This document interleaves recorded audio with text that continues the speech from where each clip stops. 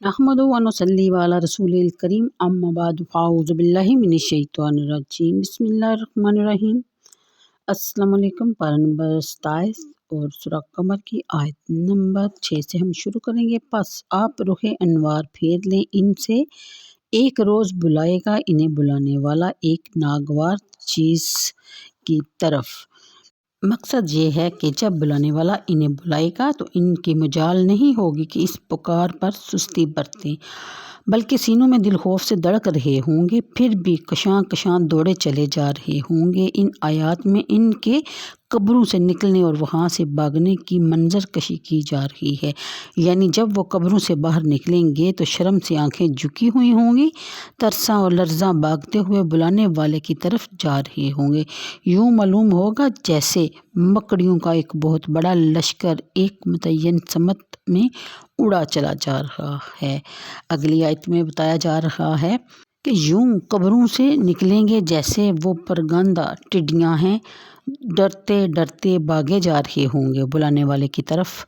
काफर कहते होंगे कि ये बड़ा सहद दिन है, जुटलाया इनसे पहले कौमें नूह ने, यानी उन्होंने जुटलाया हमारे बंदे को और कहा कि ये दीवाना है और इसे झिड़का भी गया।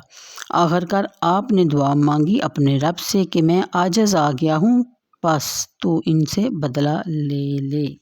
इस आयत की तफसीर में बताया गया कि इस वक्त काफर कहेंगे कि यह दिन तो बड़ा खौफनाक है और होलनाक है, लेकिन इस रोज़ क़यामत के दिन के बारे में इनका ये कहना बेसूद होगा। ए कफ़ार मक्का, वह सख्त दिन आएगा, ज़रूर आएगा। इस दिन सर पीटने से कुछ नहीं होगा। आज ही मेरे रसूल का दामन पकड़ लो। यहाँ से चंद गुज़श्ता कौमों के इबरतनाक इंजाम का जिक्र शुरू हो रहा है। इनके मुफस्सल हालात मुख्तलिफ मकामात पर पहले भी गुजर चुके हैं। तफसीलात के लिए इधर रुजू किया जाए।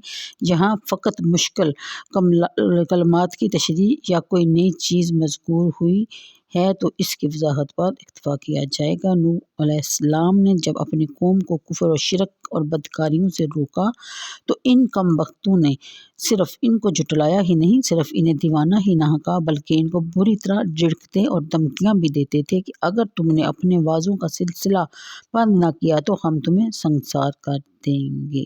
अगली आयत में बयान फरमाया गया कि फिर हमने खोल दिए आसमान के दरवाजे, मूसलाधार बारिश हुई और जारी कर दिया हमने ज़मीन से चश्मों को, फिर दोनों पानी मिल गए एक मकसद के लिए जो पहले मुकर्रर हो चुका था, और हमने सवार कर दिया नूह को तख्तों और मेहों वाली कश्ती पर, और वो बहती जा रही थी हमारी आंखों के सामने, और तूफान बदला था नबी का जिसका इनकार किया गया था, हमने बाकी रखा इस किस्सा को बतौर निशानी, बस है कोई नसीहत कबूल करने वाला। सो क्या खौफनाक था मेरा अजाब और कितने सच्चे थे मेरे डरावे। यानी जब हज़रत नूह अलैहिस्सलाम इनसे आजिज़ आ गए तो उन्होंने बारगाह इलाही में अर्ज़ की कि इलाही मैं मगलूब और बेबस हूँ, तू मेरी मदद फरमा, तू मेरा इंतकाम ले। जहाँ यही दुआ है कि रब्बी अन्नी मगलूबुन फंतासिर। इस दुआ को अगर आप अपने विर्द में रखते हैं तो आपको मेरे ख्याल में किसी और दुआ की ज़रूरत ही नहीं पड़ती। बताया जा रहा है कि उनकी दुआ मांगने की देर थी कि मूसलाधार बारिश हुई और बड़ी कुव्वत से पानी बरसने लगा, और ज़मीन के तह में जो पानी के समंदर रवां थे इन्हें हुक्म मिला वो जगह जगह से चश्मों की तरह बह निकले।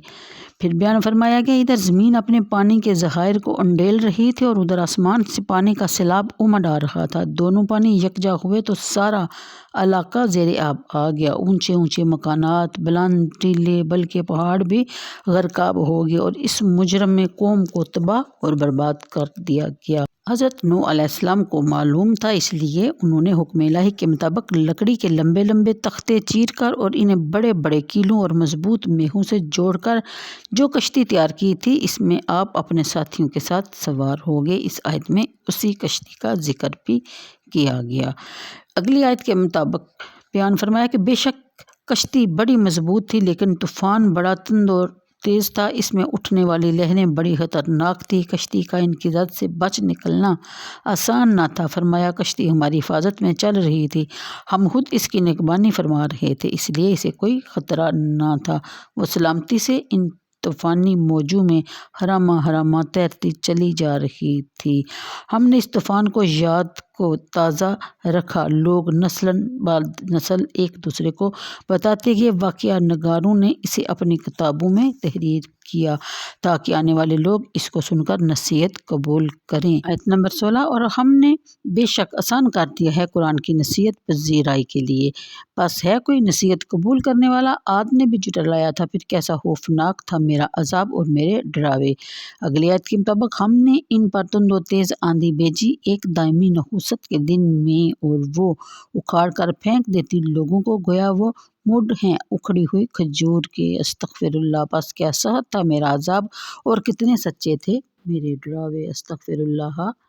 تفسیر کے مطابق اس کا مطلب یہ ہرگز نہیں کہ قرآن ایک آسان سی کتاب ہے، ہر ایک کے وماں اس کے اسرار و رموز تک رسائی حاصل کر سکتا ہے۔ آیت میں کوئی ایسا لفظ نہیں جس کا یہ معنی ہو کہ قرآن آسان ہے، بلکہ اللہ تعالیٰ کا ارشاد ہے کہ جو شخص نصیحت قبول کرنے اور ہدایت پانے کے لیے قرآن کریم کی طرف رجوع کرتا ہے، ہم اس کے لیے اس مقدس کتاب کو آسان کر دیتے ہیں، اس کی فہموں کو نور فراست سے روشن کر دیتے ہیں، اس کے ذہن کو جلا اور اس کے فکر کو بالغ نظری بخش دیتے ہیں، اور اس منی الفاظ کا نقاب خود اٹھا دیتی ہے۔ لیکن جو ہدایت پذیرائی کے لیے اس کی طرف متوجہ نہیں ہوتا، اس کو صحیح سمجھ سے محروم کر دیا جاتا ہے، وہ سر پٹک پٹک کر رہ جاتا ہے اور قرآن کے الفاظ اس سے گفتگو ہی نہیں کرتے۔ اس کا ایک اور مفہوم بھی بیان کیا گیا کہ جس کو سمجھانے کے دو طریقے ہیں، ایک یہ کہ مجرم کو اس کے جرم کی سزا دی جائے اور قاتل کو تختہ ادار پر لٹکا دیا جائے۔ اس وقت وہ سمجھ جاتا ہے کہ اس نے برا کام کیا تھا، اس کی سزا میں آج اس کے گلے میں پھانسی کا پھندا ڈالا جا رہا ہے۔ سمجھ تو انسان اس طرح جاتا ہے کہ وہ خوب سمجھ جاتا ہے، لیکن سمجھنے اور سمجھانے کا یہ انداز بڑا سخت اور تلخ ہے، اور سمجھنے والے کو اس سے کوئی فائدہ نہیں پہنچتا۔ سمجھانے کا دوسرا طریقہ یہ ہے کہ جو قرآن نے اختیار کیا ہے، وہ لوگ جو گمراہ ہیں اور نافرمانیوں میں اپنی عمر برباد کر رہے ہیں، ان کے سامنے بڑے مؤثر پیرائے میں اس فعل بد پر مرتب ہونے والے المناک نتائج سے اس گم کردہ راہ کو قبل از وقت آگاہ کر دیا جائے، اور اس کے سامنے ایسے واقعات کے ڈھیر لگا دیے جائیں جن سے اسے یقین ہو جائے کہ وہ اگر اپنے کرتوتوں سے باز نہ آیا تو اس کا بھی یہی حال ہو سکتا ہے۔ ہر شخص خود فیصلہ کر لے کہ قرآن کا انداز فہم و تفہیم آسان ہے یا عذاب کے شکنجہ میں جکڑے جانے کے بعد کس کی آنکھ کھل جائے تو یہ آسان ہے۔ اللہ تعالیٰ ہماری مغفرت فرمائے اور ہمیں اسے سمجھنے اور سمجھانے کی توفیق عطا فرمائے۔ آج کے لیے اتنا ہی، مجھے دیجیے اجازت، دعاؤں میں یاد رکھا کیجیے اور ویڈیو کو لائک اور شیئر کر دیا کیجیے، صرف اس نیت سے کہ شاید کوئی اس کو سن کر اس کی طرف متوجہ ہو اور ہماری بھی آخرت سمجھ جائے۔ اللہ حافظ۔